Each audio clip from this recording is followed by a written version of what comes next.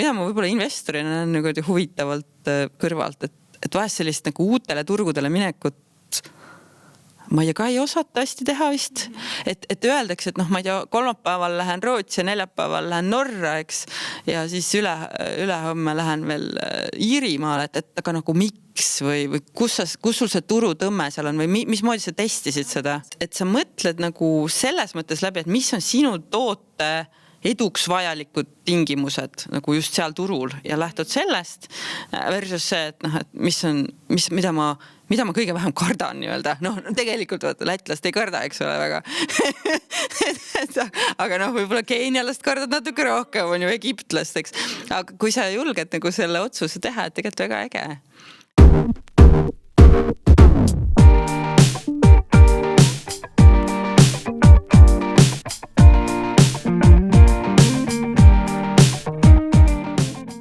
Tere, mina olen Reet ja te kuulate Talent Hubi podcasti. Täna on meil külaliseks üks Eesti kogenumaid iduettevõtluse eestvedajaid, investor ja kirglik valdkonna fänn.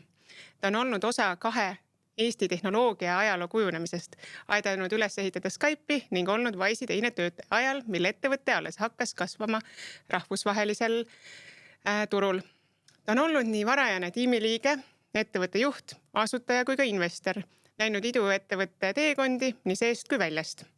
Samuti oli ta kestlikule investeerimisele keskendunud ettevõtte Grünfin kaasasutaja. Täna tegutseb ta aktiivselt erainvestorina, toetades mitmeid kasvavaid ettevõtteid.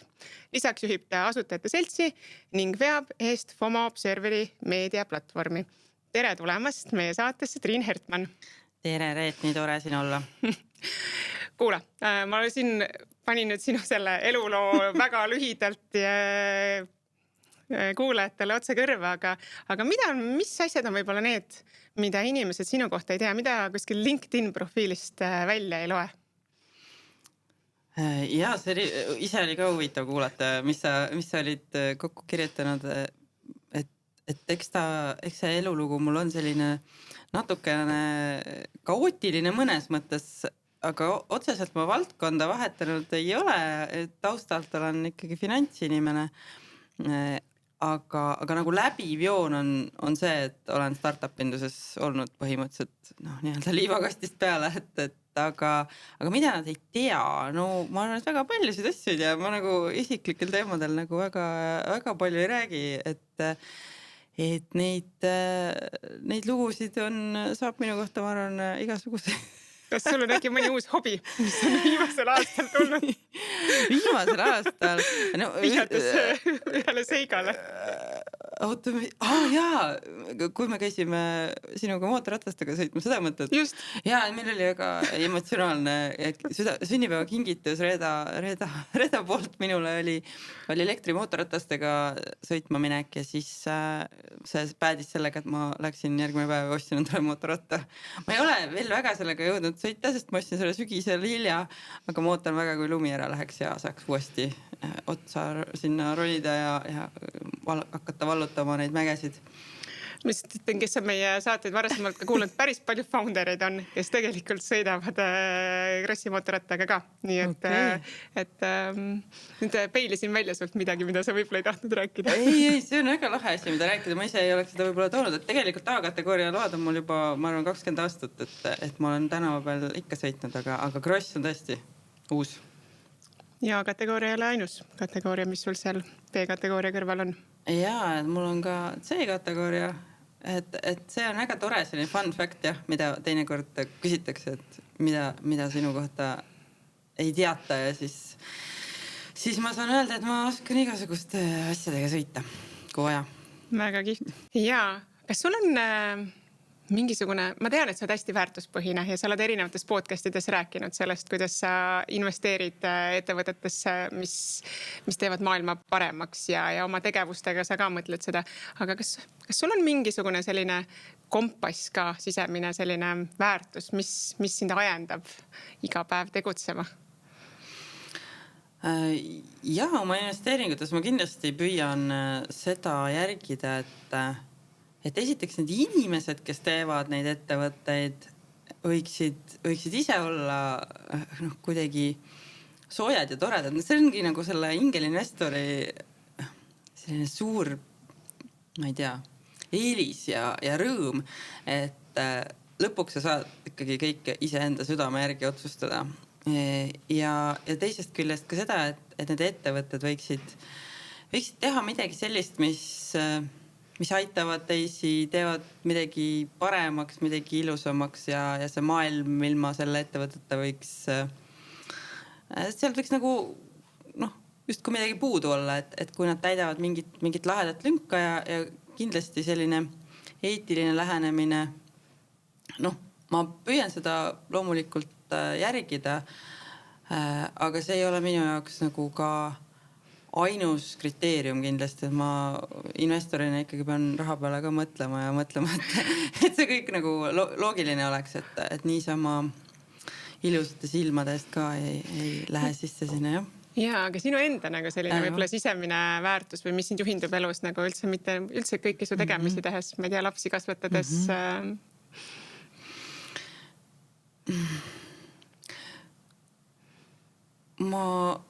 Väga huvitav küsimus, et seda tihti ise ju ei mõtle või ise ei defineeri niiviisi igapäevaselt. Ma arvan, et üks asi on nagu teiste inimestega arvestamine, et kuidagi nagu see on nagu, mida ma tunnen, et jääb aina vähemaks keskkonnas, selline kuidagi isekus või omakasu on nagu tihtipeale, just kui maailma niimoodi laiemalt vaadata, et tekitab minus sellist nagu ängi või õudu, et ma tunnen, et selline natuke nagu teise kingadesse panemine on nagu oluline. Aga see ei tähenda kindlasti seda, et peaks nagu piirid seadmata jätma või iseendast mitte hoolima, et alati saab kuidagi, mina usun, et saab nii, et on kõigil lõpuks täitsa hästi. Et hoolid nii-öelda iseendast, ümbritsevast keskkonnast, teistest inimestest. Tahaks nii mõelda, jah, et see oleks ideaalne, aga ega me keegi pole ideaalsed. See on nii tagasihoidlik. Aga võib-olla natuke tagasi minna nendesse rollidesse, mis on olnud. Et kuidas sa olnud, kas need, sul on tõesti nagu erinevad rollid, sa tavaline nii-öelda töötaja olnud, siis sa oled olnud suur tiimijuht, siis sa oled olnud ettevõtja, sa oled investor olnud, väga erinevatesse rollidesse olnud. Kas need rollid oled sa nagu kuidagi teadlikult valinud, nad on sinuni tulnud või kuidas sa nendeni jõudnud oled? Ma saan aru, et igal ühel on oma lugu, aga võib-olla on neid mingi ühine joon ka. Ma arvan, et mis on huvitav on see, et ma ei ole kunagi oma karjääri niiviisi nagu teadlikult või jõuliselt nagu kujundanud. Ja see ei ole olnud minu eesmärk ühegi nendeni tegelikult niimoodi rühkida või jõuda. Et ma ise usun, et tuleb kuidagi kui hingega asju teha ja minu meelest see on hästi huvitav, kui olla erinevates rollides, sest et siis ma natukene vahepeal tegin seda nalja, et kui ma olen investor näiteks riskikapitali fondides ehk siis limited partner, samal ajal olen siis startupi asutaja, siis ma olen justkui iseenda vanaema, et istun nagu kolmel pool lauda, eks ole, ingelinvestorina nagu on veel üks, kolmas vaade ja olles ka nagu ise operaator olnud, et tegelikult see annab sellise nagu laheda pildi, et sa nagu näed erinevate nurkade alt mingeid erinevaid probleeme ja see võib-olla siis ongi nagu juhib mind siis kuskile sinna, et kus nüüd järgmine kord just parasjagu põnev on, et minu jaoks võib-olla, kui sa enne küsisid ka sellist põhimõtet, ma arvan, et üks põhimõte, mis on hästi tore, on see natukene, et sa ei ole kunagi valmis mingiks muutuseks, et alati tuleb mingi muutus või mingi suur kriis või mingi suur võimalus tuleb hästi ebamugaval ajal tihtipeale inimesteni. Et ma arvan, mind on juhtinud elus selline nagu julgus siis selle võimalusega nagu kaasa minna. Isegi kui see ei ole hetkel üldse mugav. Loogiline. Ja loogiline samamoodi, et mul võib olla mingi plaan ja sa lähed vaikselt nagu mööda seda plaani, sest mingisugused eesmärgid peavad ju või sihitud silme ees olema, aga kui see nagu muutub järsku täiesti teistpidi ja siis sa oled olukorras, kus kas ma lähen nüüd seda uut teed mööda või mitte, et ma arvan, et minu nagu elu parimad kuidagi võimalused või juhused on tulnud läbi selle, et mul on olnud julgus nendega kaasa minna, selle vooluga nii-öelda või selle võimalusega. Ilmselt on sellel antud aja hetkel, kui sa oled kaasa läinud, just see nagu põnev olnud ja kõige õigem otsus sellel hetkel. Aga kui sa täna nagu vaatad nendesse rollidesse, tõesti hästi eritahulised on, kas sul on mõni selline nagu, võt seal sa tundsid ennast kõige rohkem kodus või sa oled igal pool nagu kogu aeg kodus olnud? Ma arvan, et mulle kõige rohkem meeldib ikkagi olla vaba oma otsustes, et mitte kuskil niiviisi ülepea kaela kinni, et sa küsisid küll, et mis kõige rohkem meeldinud on, aga võib-olla kõige rohkem meeldinud ei ole selline roll, kus on vastutus ja siis ootused hästi tugevad, aga samas ei ole õigust otsustada.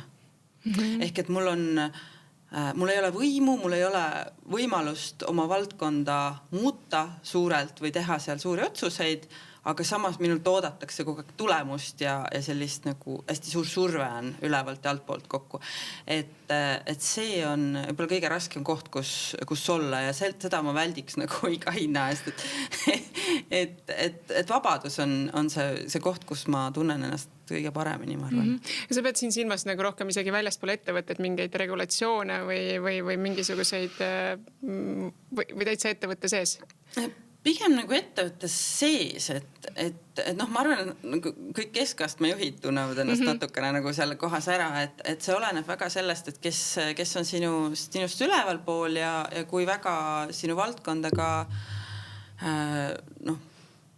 ma ei tea, väärtustatakse seal ettevõttes või kui palju tal on nagu otsustusõigust või jõudu siis teha seda, mis on nii ettevõttele hea kui sellele osakonnale hea, et kõige raskem koht on see, kus on väga palju piiranguid, aga samas nõudmised on hästi suured. Ja mõlemalt poolt on ülevalt. Okay. Ja mõnes mõttes regulatsioonid lähevad ka sinna hulka, aga selles neid ei saa muuta. Neid saab veel vähem muuta nagu just on. Okei. Hiljuti, kohe jõuame sinna FOMO Observatory platvormini ka, aga seal oli üks artikkel post-exit stressist.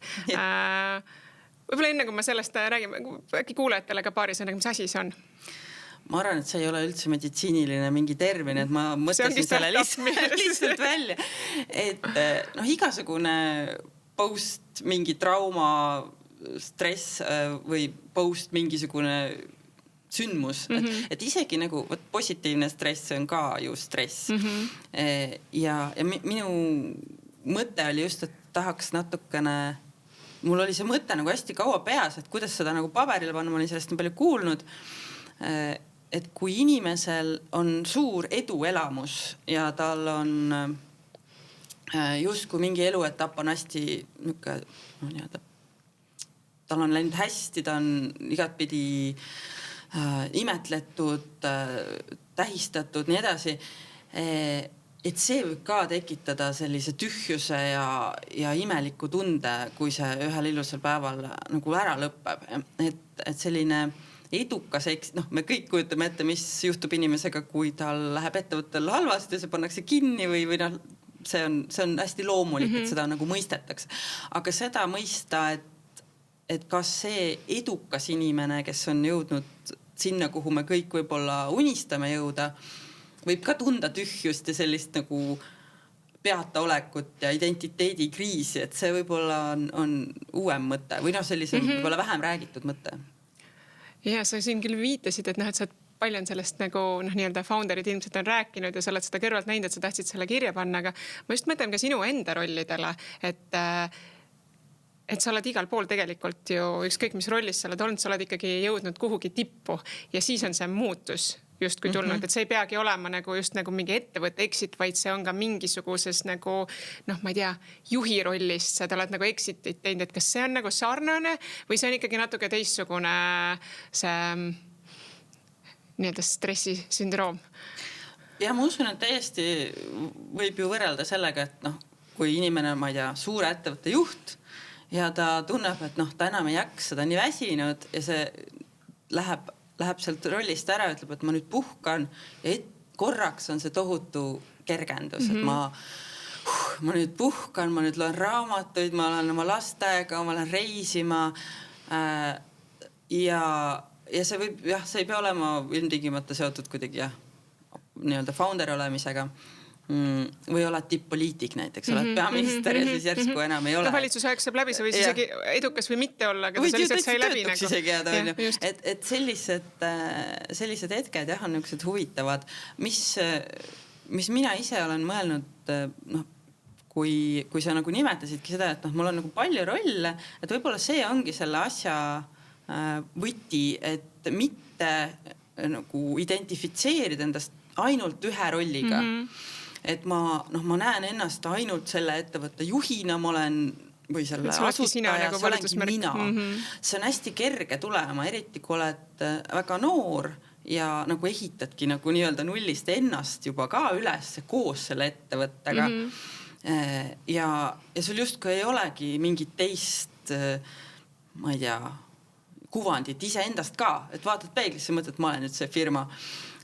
Ja see on tõsi nagu sellel hetkel, aga kui see muutub ükskõik kas seal või halval põhjusel, siis on hästi abiks, kui sul on teised rollid veel, millesse sa saad nagu tagasi kukkuda, et mis hoiavad sind üleval, et noh, ma olen, nagu sa mainisid, et asutasin ka ju ettevõtte ja kui see lõppes, siis ma tundsin, et noh, tegelikult noh, minuga ei juhtu tegelikult mitte midagi, sest ma olen nagu investor, ma olen nagu ennast operaatorina tõestanud, mul on olemas nagu teised identiteedid ka seal kõrval, et loomulikult on kurb ja mingi tükk sai läbi, aga see ei löö mind niimoodi rivist välja.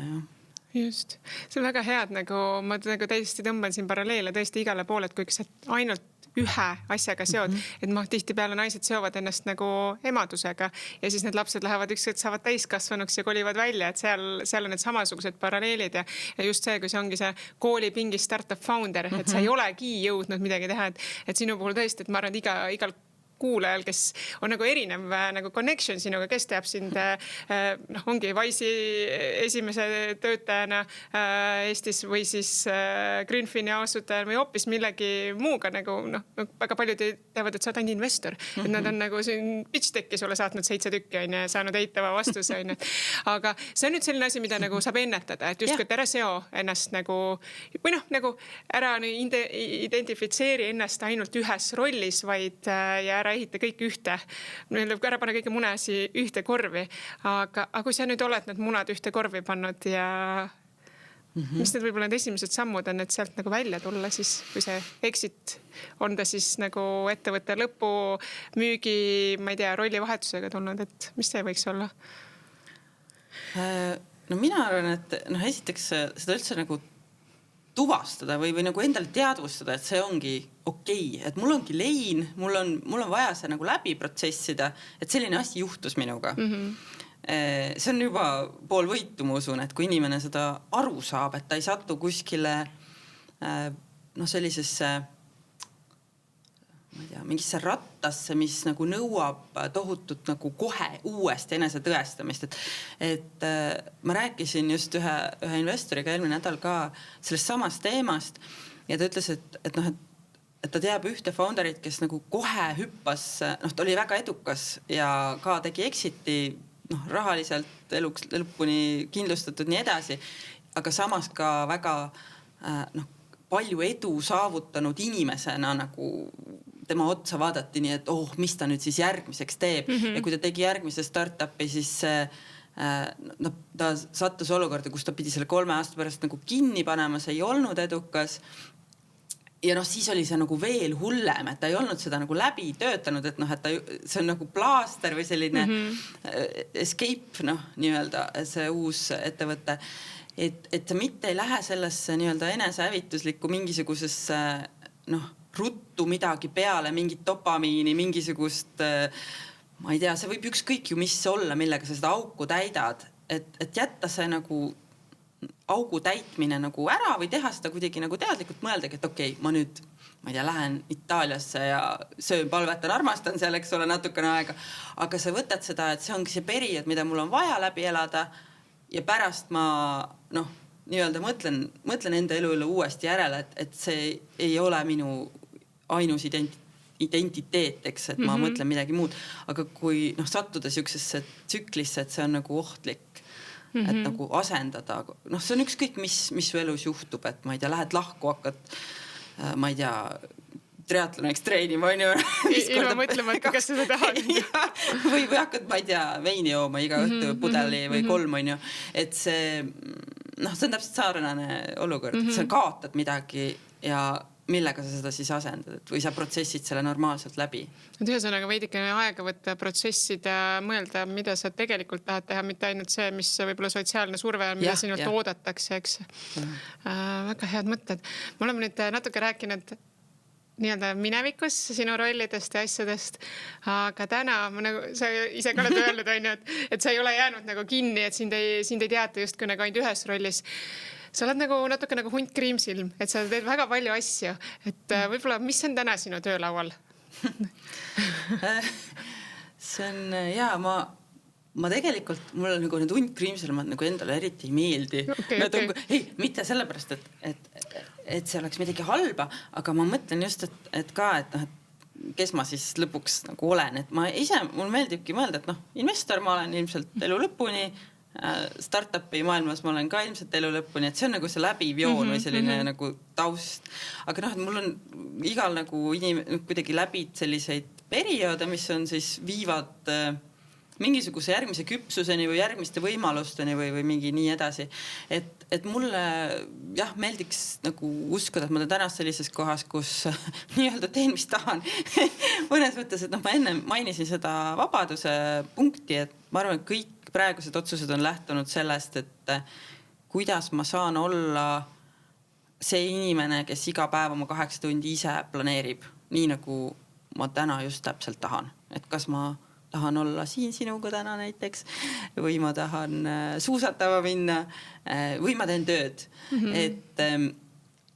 Et see on võib-olla see, mis mind praegu draivib ja ma loodaks väga, et ma nüüd saangi niiviisi enda elu sättida, et see hoiab mind kuidagi nii-öelda tegevuses, aga samas vabana.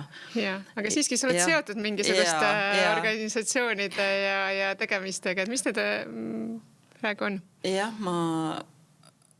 Ma see aasta kuidagi sattusin niiviisi tegema tegelikult 2 uut põnevat asja.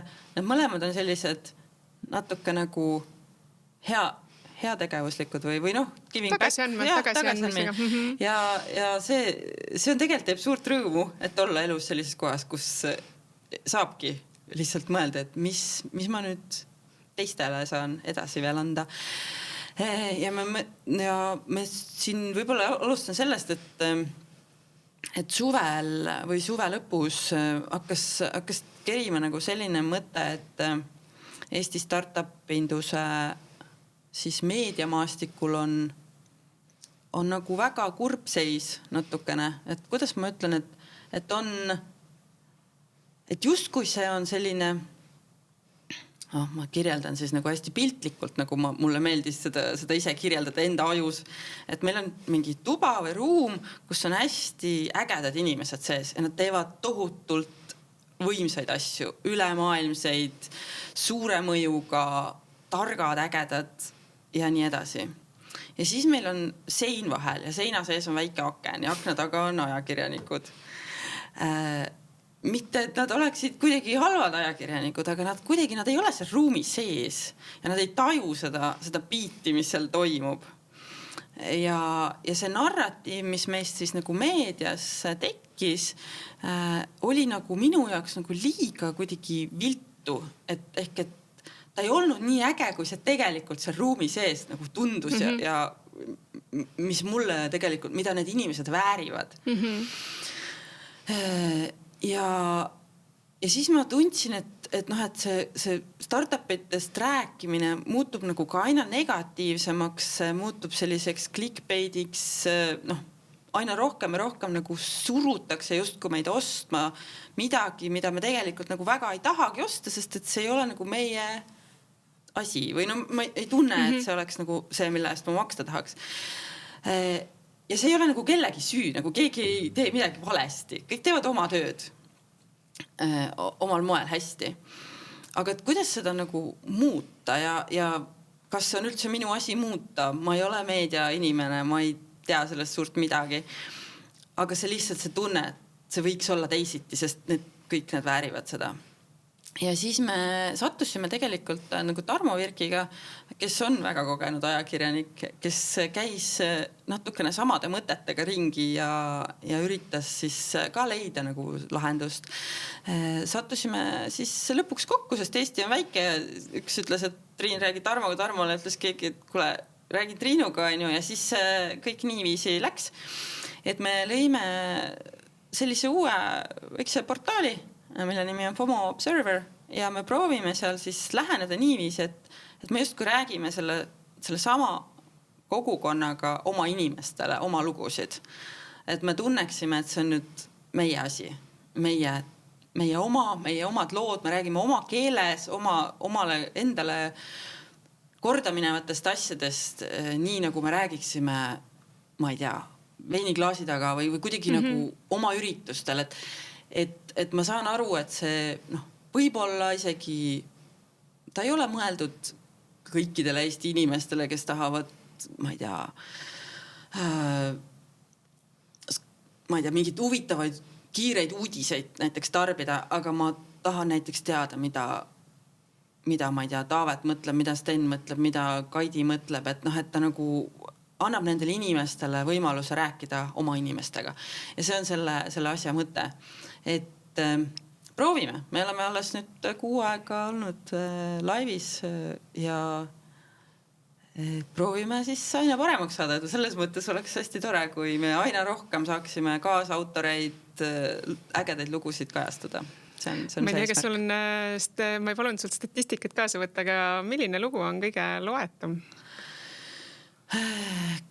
Kõige rohkem võib-olla lennanud laia maailma on Karen Burnsi lugu sellest Eesti AI seltskonnast, kes kokku pandi siis meid teisele tasandile viima sellel teemal, et aga kas see ei ole jälle selline võib-olla negatiivne lugu, mis minu meelest just nagu see, mida tahate natuke teistmoodi ka teha, et kas see on nagu inimene, mis talle lihtsalt meeldib tarbida? Selles mõttes on sul õigus, et ikkagi natuke nagu selline konflikt või mingi selline väike särts on ju, viibki asju nagu siis aruteludeni. Et ega see nagu levik tekib ju sellest, et kedagi on natukene nagu torgitud või ärritatud või tal on midagi vastu öelda. Aga see on tegelikult väga tore. See ei pea olema kõikide lugudega nii.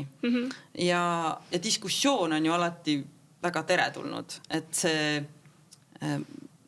ma saan mõnes mõttes aru, et miks see lugu just oli selline kõige rohkem nagu vastukaja tekitav.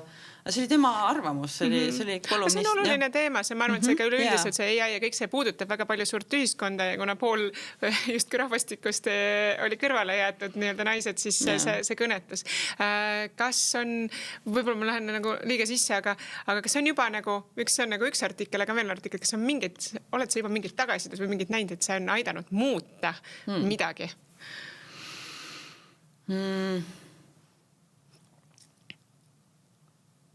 Väga huvitav mõte, ma pole niiviisi veel jõudnud mõelda. Kuu aega tegutsenud ja mida ma tahaks, et ta muudaks üldse kogu see lugu on tegelikult seda tunnet, et me tunneks, et meist räägitakse õiglaselt, et meid nii-öelda kajastatakse nii nagu päriselt. Ja, mitte nii nagu meedia tahab klikki saada. Et see võiks olla nagu aus sissevaade ja see võib olla ühest otsast nagu mingid asjad võivad olla negatiivsed, mingid asjad võivad olla positiivsed, kolmandad tekitavad diskussiooni või vastuolusid, et et lihtsalt siuke aus pilt ja et me tunneks, et keegi ei tee meile liiga. Et sa võid rääkida nii, nagu asjad on ja need saavad kirja nii, nagu on, mitte nagu nii, nagu põnev oleks. Jah, et põnevuse vastu pole ka nagu midagi, aga ütleme, et me ei tunne, et meile tehakse liiga, räägitakse kuidagi pinnapealselt või vale nurga alt. Aga samas, et see ei oleks ka nagu selline ainult nagu õlale patsutamine, me oleme siin nii nunnud ja tublid ja kõik teeme kalli grupis, et see ka ju lõpuks tüütab ära, eks, aga vaatame, proovime, eks me õpime, see on ka siuke startupi ehitamine natukene, et võtame tagasi seda vastu ja teeme kõik paremaks kogu aeg. Veel viimane küsimus siia FOMO Observeri juurde. Kas sul on mingi lugu või inimene või keda sa tunned, et sellest ei ole veel räägitud, ma ei ole julgetud rääkida, et see on midagi, mis sa tahaksid tuua sinna? Ma arvan, et see tuleb tasapisi, et see usaldus tuleb alles välja teenida ja üles ehitada ja need lugusid on kindlasti palju, aga me peame kuidagi hakkama usaldama seda platvormi ja nägema, et see räägibki päriselt asjadest õiglaselt. Siis tulevad, ma arvan, ka aina sügavamad lood lõpuks välja. Et eks sellist nagu meedia käest kurikaga pikki pead saamist on paljud startup-induses tundnud ja neil on selline umbusk tekkinud. Ja ma arvan, et kui suuta luua selline hääletoru neile, mis räägib siiralt ja ausalt ja mitte nii-öelda hävitavalt, siis on võit. Lihtsalt mõtlen praegu kuulajad mõtlevad, et okei, aga kas ise approach'ite inimesi ja kutsute sinna või kui kellelgi on mingi hea idee või tahaks midagi jagada, võtad kelle poole siis pöördud. Meil muidu neid reklaamiminutid ei ole, aga nüüd on see koht ring, kus sa saad öelda, et kumba pidi on, et see võib mõlemat pidi olla ju. Ja see ongi mõlemat pidi. Et meile on tulnud ise inimesed ütlema, et kuule, mul on siuke idee, ma tahaks sellest kirjutada ja me ütleme, et me aitame, ma ei tea, toimetame, kirjutame, mõtleme, mis iganes. Ja me ise samamoodi läheneme inimestele. Mis oli minu nagu algne ka idee ja mis me oleme ka läbi viinud on see, et leida selline 10, 12, 14 startuperit, kes kirjutaksid regulaarselt meile oma lugusid ja keda me juba teame, et me juba usaldame neid ja me tahame nende lugusid nagu kuulda. Et selline tuumik kolumnistide grupp on meil nagu all lisaks meie toredatele ajakirjanikele. Okei. Nii, aga see on üks asi, mis sinu laual on. Mis sul seal veel on? Jah, ma arvan, et üks tore lugu veel, mis juhtus minuga ootamatult natukene ka, on see, et Eesti Asutajate Selts on nüüd sellel aastal nii-öelda minu juhtida. Ma tundsin, et kas nüüd või mitte kunagi, et selles mõttes elus on selline koht, et täpselt mahtus siia lauale ära. Ja loomulikult meil on hästi äge juhatus, kes ka kõik vabatahtlikult panustavad. Et proovime siis seda ka kuidagi oma nägu ja oma asju seal mis Asutajate Selts üldse on? Et mõtlen, et meil võib-olla ei ole kõik startup founderid kuulajad, et on juhte võib-olla klassikalistest ettevõtetest ka, et kellele see mõeldud on ja mis selle eesmärk üldse on? Et Eesti Asutajate Selts on loodud juba, ma mõtlen päris kaua aega tagasi, ma täpselt võib-olla ei mäleta, et kuna see nagu täiesti see klubiline tegevus alguse sai. See on mõeldud asutajatele, kes on loonud startupid ja ta on isikupõhine, et mitte ei ole, siis meie klubilised ei ole ettevõtted, vaid on asutajad. Ja meil on kuskil 260-270 liiget täna. Nii siis noorematest startupidest kui ka nii-öelda kasvufaasist olevatest startupidest ja Eesti startup-induse siis jalajäljest nii-öelda või mõjust majandusele on hõlmatud selles klubis 2/3 ehk et me tegelikult valdav osa Eesti startupide mõjust on koondunud sellesse klubisse. Ja kui nagu võrrelda võib-olla traditsioonilisemate klubide või ühingutega, et näiteks Infotehnoloogia Liit või ma ei tea, Eesti Tööandjate Keskliit või et selline, või ma ei tea, Eesti Haigla Apteekrite Liit, et see on selline grupp inimesi, kes lihtsalt on sarnasest valdkonnast ja meie eesmärk on siis nii-öelda esindada nende huve erinevate teiste erialaliitude, valitsuse ja kõikide muude osapoolte juures ja samal ajal pakkuda nendele klubilistele siis teenuseid või üritusi ja põnevat koosolemist leida nagu nõu ja abi meie juurest, et selline kahesuunaline, et nii oma liikmetele suunatud tegevused kui siis nagu meie esindamine. Ja mis need peamised nii-öelda ma ei tea, kas mured või rõõmud või millega founderid teie poole pöörduvad? Ma arvan, et üks kõige valdavam teema, mis neid inimesi nagu ühendab või mida nad otsivad sealt klubist, ongi teised samasugused inimesed. Ja nendega asjade arutamisest tegelikult nagu mõnes mõttes on tipus alati üksik olla. Ja kui nad on asutajad, neil on nagu tihtipeale nagu sarnased mured. Ja loomulikult seal me võime rääkida, ma ei tea, välistööjõu värbamisest või rahastusprobleemidest või seadusandluse teemadest. Aga samal ajal on ka hästi tore lihtsalt koos olla ja rääkida nende samade inimestega. Et see ei ole üksi. Et see ei ole üksi, jah, et see on sinu rahvas. Et me ei võta küll liikmeteks nagu väga varase staadiumi startup, et meil on kriteeriumid, mis ikkagi ettevõte peab olema teatud suurusega, teatud hulga raha kaasanud või käivet teinud, et päris nii, et täna registreerisin OÜ ja homme tulen, et seda nagu ei saa kahjuks nagu lubada just sellepärast, et hoida seda kvaliteedi või seda taset. Seda mindsetti, et sa pead jõudma sinna, et sa pead olema midagi nagu läbi elanud selleks, et osata seal nagu kaasa rääkida või olla nagu vääriline siis partner teistele. No sa oled siin startup maastikul juba, ütleks niimoodi, et nii kaua kui Eestis nagu startup-indus on nagu eraldi sõna, nii kaua sina tegelikult oled juba seotud olnud. Kuidas sa näed, et kas neid founderid täna pigem tuleb juurde, on, et stabiilselt tuleb juurde, jääb vähemaks? Et mis seis meil on? Et see teema, et startup'e luuakse vähem kui, ma ei tea, mõned aastad tagasi. See on juba päris kaua laual olnud. Mis on nagu huvitavad trendid minu meelest on see, et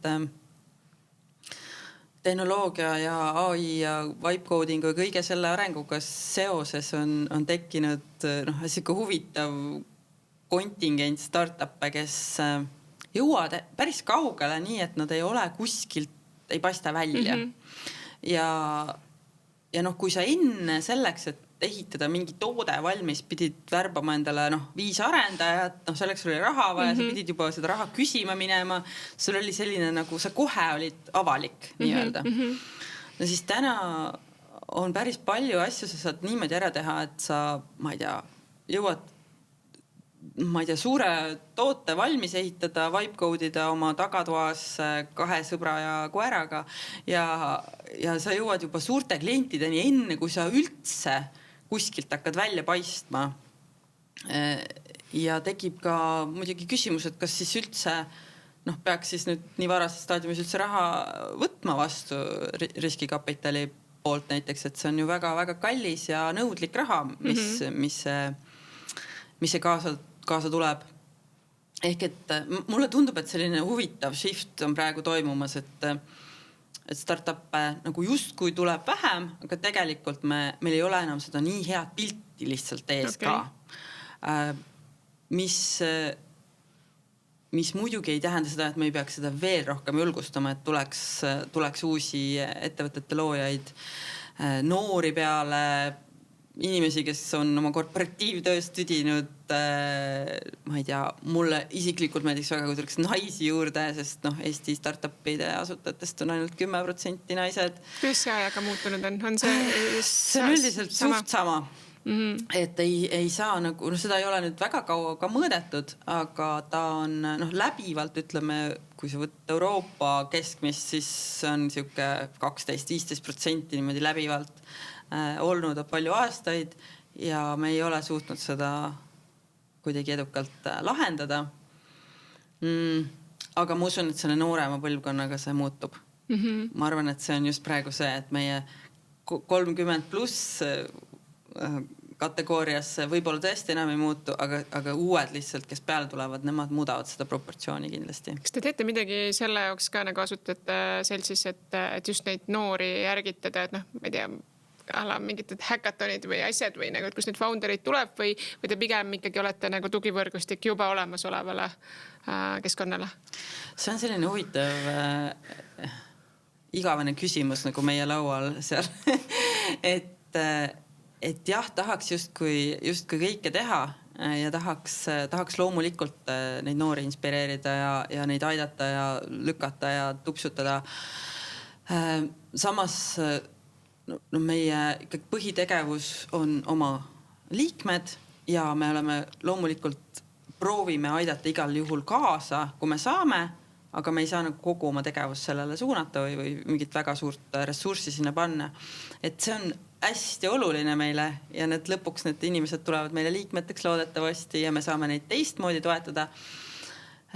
Aga see on selline nii-öelda küla peab neid kasvatama, et kõik osapooled, et nii riik kui ülikoolid, kui ma ei tea, nii-öelda need häkatonide korrad, meedia, jah, et selles mõttes on selline küla peab nagu looma võimaluse ja sellised soodsad tingimused, et need asjad juhtuksid. Ma küsin founderite kohta nüüd, kes teil seal seltsis on. Et kuidas sa nagu näed, on need rahvusvahelisel turul nagu konkurentsis või mis meil võib-olla täna siin puudu jääb?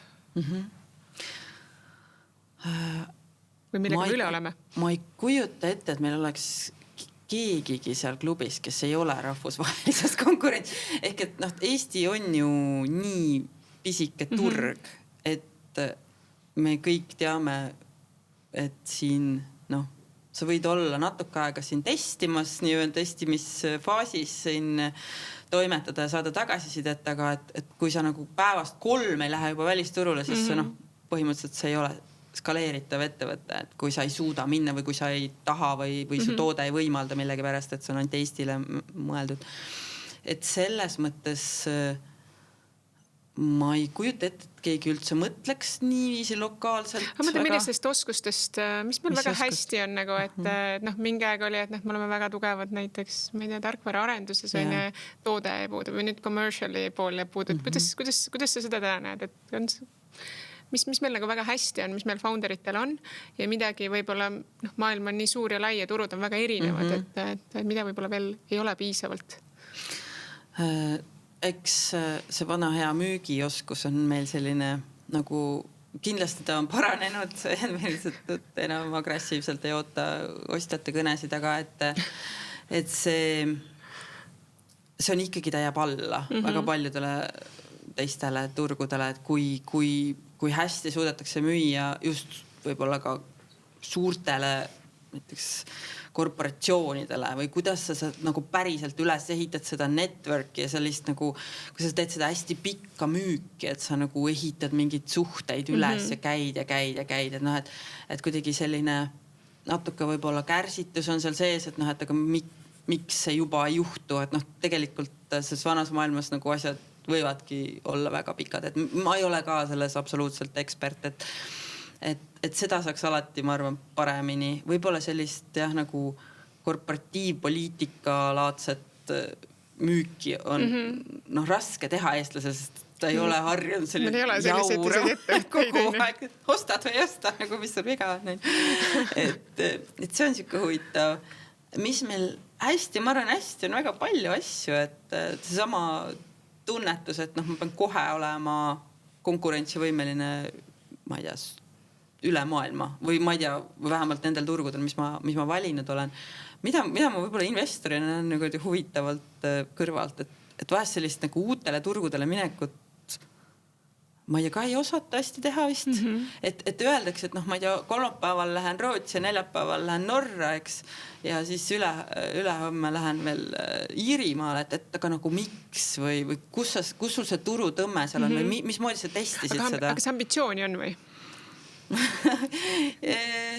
Seda ma lihtsalt olen nagu palju kuulnud, kui sa oled ameeriklane, et siis sa nagu vallutad kogu maailma ja siis Eestis on seda nagu ambitsiooni vähe, et kas seda sa näed nagu nende founderite iga päev olemas, et kas seda ambitsiooni on, et see võib-olla veel nagu pole veel põhjust või nagu täpselt nüüd nagu miks ma kuhugi lähen, küsimus on õhus, aga ambitsiooni ja see on huvitav, siuke mitmetahuline. Just räägin korra see loo, mul tuli ka üks partner tuli ja tahtis uus partner ja tahtis hakata Lätti laienema. Ja tegelikult meie kõne lõppes sellega, et mis sa sinna Lätti lähed, et nagu, et sul on sama toode, sama väike turg nagu siin Eestis toimib, mis sa seal Lätis teed, et võtta kohe, ma ei tea, Saksamaa või Hispaania, kus nagu see vajadus on samamoodi olemas ja sellest, nii ütleme sellest Läti country leadi või müügi esindaja nagu sellest, me jätsime selle sinna paika, et ta tuleb hiljem varsti tagasi, kui ta on selge, kuhu ta siis minema hakkab.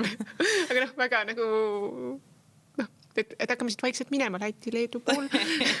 Ja see on selline huvitav rada, mida mööda Eesti mingid suuremad traditsioonilismed ettevõtted alati läksid, et kõigepealt läksid Lätti, siis lõpuks läksid Soome ja Rootsi ja siis sinna nad jäid, aga minu meelest see on väga huvitav just, kuidas mõned ettevõtted suudavad panna paika nagu need turutõmbe mingisugused kriteeriumid, ala näiteks, ma ei tea, Jaga, eks ole, et nemad ütlesid, et nemad lähevad Aafrikasse, sest et seal nagu juhtuvad XYZ asjad, et seal on mingisugune mobiilikasutus käib niiviisi, makselahendused, mingid kullerteenused, et see on see koht, kus nende toode võiks sellisena nagu väga hästi toimida, sellepärast, et mingid sellised kriteeriumid on täidetud. See on nagu läbi mõeldud, jah. Mitte, et neil lihtsalt kõik lähevad sinna, et me lähme ka, on ju. Jah, et sa mõtled nagu selles mõttes läbi, et mis on sinu toote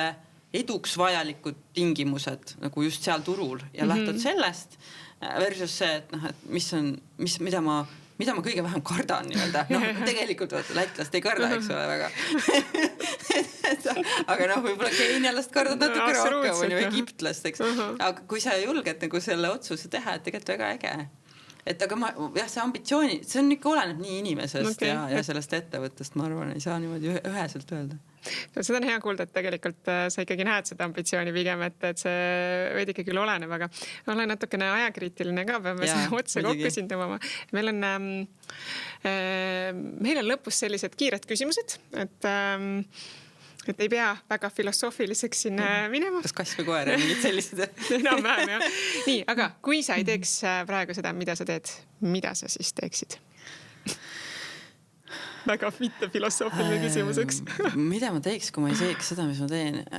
Tead, mulle alati hullult on meeldinud kinnisvara ja ehitamine ja kujundamine ja arhitektuur. Ma arvan, ma teeks midagi selles valdkonnas. Okei, aga mis on kõige veidram tööintervjuu küsimus, mida sinult on küsitud või sa oled ise küsinud? Ma arvan, et üks veidram asi, mida ma lasin teha ükskord ühel meie siis kontorijuhtide kandidaatidel olid mine kallist arendajat. Selline teist ülesanne, kas ta on võimeline kallistama Ukraina arendajat ja siis see oli, ma arvan, siuke väga oluline asi, mida peab oskama meie kontoris. Okei. Ja võib-olla viimane siia lõppu veel mõni kuulamis- või lugemissoovitus? No ma soovitan muidugi FOMO Observerit lugeda. Kuulake Talent Hubi podcasti. Kuule, aga väga lahe lõpp oli. Aitäh sulle, Triin, saatesse tulemast ja edu sulle kõikides nendes põnevates asjades, mida iganes elu su teele viskab, et julgust neid vastu võtta. Julgust tee pealt asju üles korjata. Aitäh sulle kutsumast.